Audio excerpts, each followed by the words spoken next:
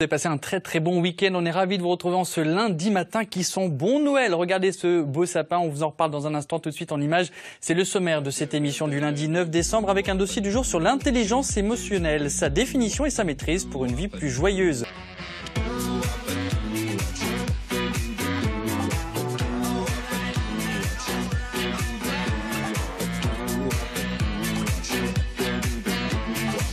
Et avec Noël, les cadeaux à faire à la maison, le sapin à décorer, etc., ça crée des émotions à gérer. C'est l'intelligence émotionnelle, c'est notre dossier du jour. On en parle avec vous, Denis Rabault. Bonjour. Bonjour. Vous êtes coach professionnel. Et avec vous, donc j'ai plein de questions à vous poser parce que l'intelligence émotionnelle, c'est très tendance. Et donc comment la gérer et qu'est-ce que l'intelligence émotionnelle? Nous allons le savoir aujourd'hui, c'est notre dossier du jour.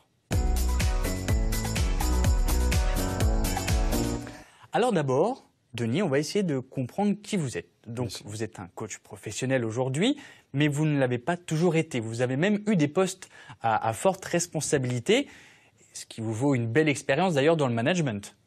Alors parlez-nous de cette expérience. Tout à fait. Bon, tout d'abord, je suis ingénieur, donc j'ai travaillé dans l'industrie à des postes de manager dans les groupes internationaux, en France, à l'étranger. Et bon, à la base, j'ai des appétences pour les sciences, les mathématiques, la physique, la technologie. Mais c'est vrai que les émotions, bon, c'était pas quelque chose sur lequel je travaillais. Et j'en avais, bien sûr, comme tout le monde. Mais je les utilisais peut-être pas à bon escient dans mon travail. Et j'ai eu la chance, dans une formation à l'âge de 50 ans, mieux vaut tard que jamais, d'identifier effectivement que j'avais des émotions et que je pouvais les utiliser dans le travail, dans le domaine professionnel, et surtout déjà les accepter, les comprendre et les partager. Et l'intelligence émotionnelle a un poids à la fois sur la vie professionnelle et la vie personnelle. On va en parler dans un instant avec notre invité Denis, mais juste avant, quelques images, et après on revient sur ce que l'on va entendre maintenant avec vous, Denis. Oh, je suis pas gâté, j'ai pas un bon QI. C'est pas grave, ce qui compte c'est le QE, le quotient émotionnel. Et oui, oubliez le QI et l'intelligence version premier de la classe. Aujourd'hui, l'heure est à l'intelligence émotionnelle. Aux États-Unis, 71% des recruteurs affirment qu'ils préfèrent un candidat avec une forte intelligence émotionnelle plutôt qu'avec un fort QI. Et en France, on suit la tendance. Alors, l'intelligence émotionnelle, qu'est-ce que c'est ? Eh ben, c'est la capacité à percevoir ses propres émotions ainsi que celles des autres, à les comprendre, les utiliser et les réguler pour atteindre un objectif clairement défini. En résumé, maîtrise tes émotions et tu seras plus performant pour toi-même et avec les autres. L'intelligence émotionnelle, c'est le top. Du coup, on ne compte plus les organismes qui proposent des formations pour faire grimper votre quotient émotionnel. Et pour cause, l'intelligence émotionnelle est censée favoriser la résolution des problèmes, la confiance, l'empathie, l'esprit d'équipe, le leadership, la gestion du temps, la gestion du stress, la communication, la flexibilité, la créativité, le sens des responsabilités, la gestion des risques, la curiosité ou encore l'adaptabilité. Rien que ça. Alors écoutez-vous et n'ayez plus peur de dire « j'ai le sentiment que ». Au contraire, c'est votre formule magique. L'intelligence émotionnelle, c'est donc un atout à développer. On en parle ce matin sur France 3. Barbara, tiens, est-ce que vous avez l'habitude d'appréhender vos sentiments, de les maîtriser, de les contrôler, de jouer avec? Alors, pas de les maîtriser et pas de les contrôler. Justement, j'essaye de les écouter pour faire ce que j'ai envie de faire et aller de l'avant et être toujours en phase avec moi-même. Très bien. C'est important quand on veut faire des choses avec nos mains, d'ailleurs, de se concentrer sur ses émotions. On en parlera avec vous deux, bien sûr. Guillaume, pareil, est-ce que vous avez l'habitude de gérer vos sentiments? J'aime bien aussi les laisser un peu courir des fois. J'ai besoin de ça. Mais bon, ouais, bien sûr, on essaye quand même de les contrôler, de les comprendre. En fait, moi d'abord, j'en suis encore à ça, à essayer de comprendre comment parfois je réagis. On est dedans, là? On est en plein dedans. On est en plein dedans, effectivement. Les étapes par rapport à l'intelligence émotionnelle, qui a été identifiée dans les années 90, mais bon, qui n'est pas nouvelle, parce que c'est quelque chose qui existe depuis la nuit des temps, d'abord, c'est d'identifier ses émotions, les ressentir. Après, c'est les accepter, pas en avoir peur. C'est de les comprendre. Et après, c'est de les partager. Donc c'est vraiment ça le cœur de l'intelligence émotionnelle. Après, l'autre étape, c'est de composer avec celle des autres. Et là, à partir du moment où on compose avec celle des autres, on va comprendre ce qui se passe chez l'autre. Là, on va rentrer dans une réelle empathie.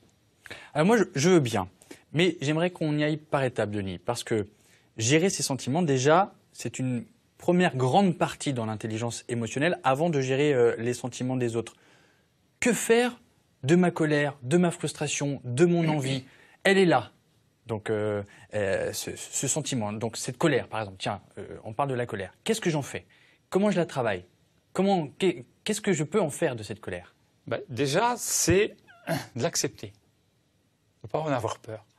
Et c'est d'exprimer auprès des autres ce que l'on ressent. Parler de soi par rapport à cette colère. Exprimer un besoin auprès des autres et faire une demande, tout simplement. Leur dire, voilà, par exemple, si on prend un exemple, quelqu'un qui s'est vu refuser un télétravail chez lui et qui apprend à la machine à café que sa collègue, elle l'a eu. Qu'est-ce qui se passe? On est en colère, on se dit, mais pourquoi elle l'a eu? Moi, je ne l'ai pas eu. Donc, c'est de retourner, donc déjà ressentir ce que l'on a, et aller exprimer son besoin auprès de son responsable et faire une demande, tout simplement, pour soi. Et pareil pour la joie, parce qu'on a pris la colère, parce que c'est peut-être quelque chose de plus simple pour qu'on puisse comprendre comment l'utiliser. Mais ça peut être la joie aussi, on peut être dans des sentiments plutôt amélioratifs. Alors, on peut avoir de la joie d'avoir eu un nouveau contrat, d'avoir atteint ses objectifs. Je parle dans le monde professionnel, principalement. Mais on va avoir tendance à ne pas l'exprimer. On a peur de l'exprimer, de se mettre en avant, de la pudeur. Et donc, du coup, on ne va pas avoir de retour par rapport justement à cette réussite et pas de reconnaissance, c'est ce qui peut manquer aussi dans les entreprises, mais parce qu'on se freine, parce qu'on se contraint, parce qu'on se limite. Vous parlez depuis tout à l'heure du milieu professionnel, ça veut dire que l'intelligence émotionnelle n'est présente que dans cette vie professionnelle? C'est-à-dire que moi, je suis plus amené à la traiter, à accompagner les personnes avec qui je travaille, mais elle est dans la vie personnelle. C'est-à-dire nos besoins, nos émotions. De toute façon, nos émotions, elles datent depuis l'humanité. C'est notre évolution biologique. C'est au départ C'est notre base, oui. C'est notre base, ça fait une partie intrinsèque de nous. C'est une mise en action, en fait, par rapport à un besoin de survie et de reproduction. C'est quelque chose qui est vraiment à la base, d'accord? Et c'est une mise en action. L'étymologie du mot émotion vient des mots verts, qui veut dire mettre en mouvement. Donc c'est vraiment, derrière, on se met en action, on bouge. Et alors, la résultante, c'est qu'on gagne en confiance en soi? Alors, Parce qu'on a vu dans le sujet qu'il y a plein d'effets positifs. Oui. Mais on va dire que le plus gros travail, c'est de gagner cette confiance en soi. Voilà, on va développer cette confiance en soi grâce à ça. Si on ne l'exprime pas, cette intelligence émotionnelle, ces émotions, on va générer des frustrations.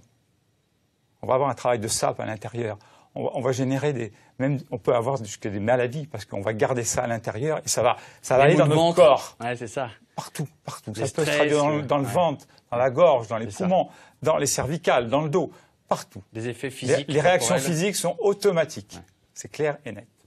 Donc, il faut exprimer ses émotions, il ne faut pas en avoir peur. Jésabelle, qui est une de nos téléspectatrices, l'a très bien compris. Elle utilise l'intelligence émotionnelle, surtout à la maison. Elle se confie à nous et après, on en parle.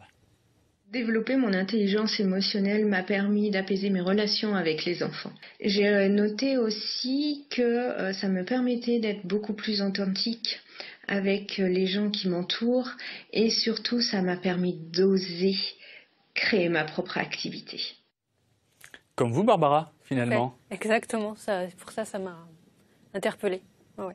Vous avez écouté vos sentiments à ce moment-là? Oui, totalement.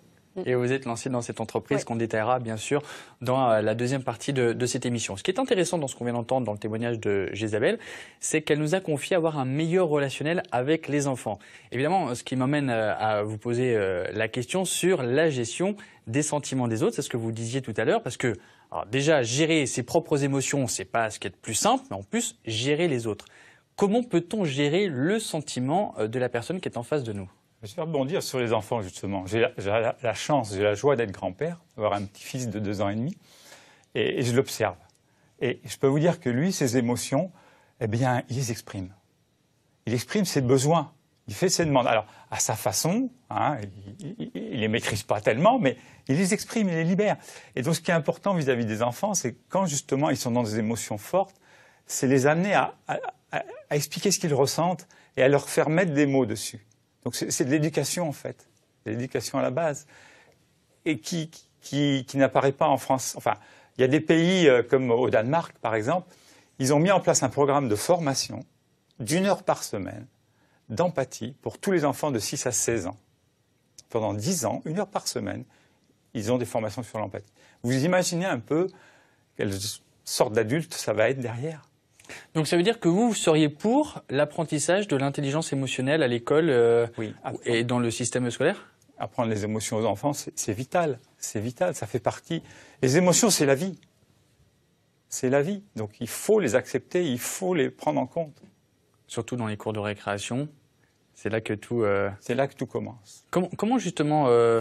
est-ce que l'intelligence émotionnelle est différente chez l'enfant?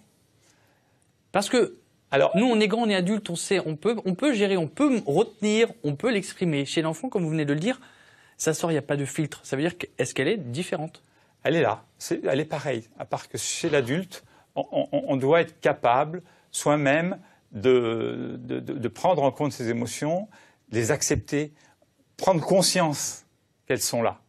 C'est la grosse différence. Chez l'enfant, c'est plus difficile, surtout chez les jeunes enfants. Après, on peut les amener à prendre conscience et à les écouter, à les partager et à les accepter. Mais chez l'adulte, on a beaucoup plus conscience, on doit être capable de développer ça. Et il y a des outils pour ça. Barbara, je vous voyais dire oui sur peut-être la possibilité d'enseigner l'intelligence émotionnelle à l'école. Pour moi, ce serait fondamental. Fondamental, parce que les enfants n'ont pas de filtre, eux, ils expriment leurs sentiments. Et après, plus on grandit, d'autant plus dans le milieu professionnel, on coupe tout. En fait, on se met un masque et du coup, on n'arrive plus à exprimer ses émotions. On ne sait pas le faire. Ah oui. Vous avez des enfants? Oui, j'ai un fils. Et donc, pareil, est-ce qu'il exprime... C'est ce qu'on essaye de lui apprendre à faire en fait, à la maison. Pareil, Guillaume, à chaque fois. Je sais que vous avez des enfants. Moi, j'ai exprimé mes émotions ce matin, par exemple. On était en retard à l'école, il a fallu que j'exprime mes émotions. Donc, mais comment? Il faut dire, voilà, et laisser échapper, dire, on se dépêche. Donc, c'est moi qui ai exprimé mes émotions, par exemple, ce matin. Non, mais en fait, j'ai l'impression que là où, en tout cas, moi, je prends pour mon cas personnel, c'est plus d'essayer de contrôler l'origine de l'émotion que l'émotion en elle-même, en fait. C'est-à-dire que c'est peut-être ça qui est mauvais, c'est d'essayer de garder sous contrôle ce qui risque de causer un jour la colère, un jour... Alors la joie, on va le chercher, on va le provoquer, mais la colère, la frustration, des choses comme ça, on va plutôt essayer de couper le robinet, en fait, et éviter d'avoir ce genre d'émotion-là. Et on n'est pas forcément dans le travail sur l'émotion même. Ouais, c'est tout à fait ça. Dans le milieu professionnel, on arrive, on met le couvert sur la casserole. Les émotions, elles restent à la porte. On nous demande de ne pas les amener. Alors qu'elles sont là, elles font partie de nous. C'est dans notre ADN.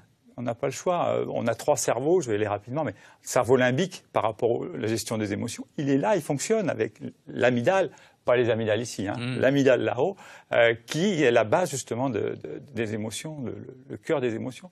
Et elles sont là, on les amène avec nous. Donc il faut qu'on puisse les utiliser, les partager et travailler avec. Alors, on va revenir, puisque c'est votre domaine de compétence, sur l'univers professionnel. Est-ce que savoir utiliser l'intelligence émotionnelle propre et donc celle des autres relève-t-elle d'un poste à forte responsabilité comme vous avez pu le vivre? Bien sûr, mais à tous les postes, parce que tous les humains dans les entreprises ont leurs émotions. Donc, à tous les niveaux, on doit pouvoir utiliser ces émotions et les partager. Ce n'est pas juste réservé aux managers. Il faut aussi qu'on puisse apprendre aux salariés, aux employés, aux ouvriers à partager. Mais ça, c'est universel. C'est universel. Et alors, rapidement, qu'est-ce qui se passe durant vos enseignements, puisque vous êtes coach? Alors, mes enseignements, j'aimais bien ce que disait Barbara tout à l'heure par rapport à son orientation, à sa réorientation. Elle a écouté ses émotions, ses ressentis, ses envies, ses besoins. C'est la base. C'est la base par rapport justement à une réorientation. Mais aussi, dans le milieu du travail, il faut être capable de communiquer, de partager. Donc, il y a ce qu'on appelle la communication non violente. Je ne vais pas en parler trop longtemps, mais c'est un outil qui permet justement d'utiliser et de partager et de composer avec ses émotions dans l'entreprise et avec celles des autres. Vous avez envie de contacter Denis, rien de plus simple, vous allez sur le site internet coach-professionnel-toulouse.fr et bien sûr, vous l'avez compris, n'hésitez pas à utiliser votre intelligence émotionnelle.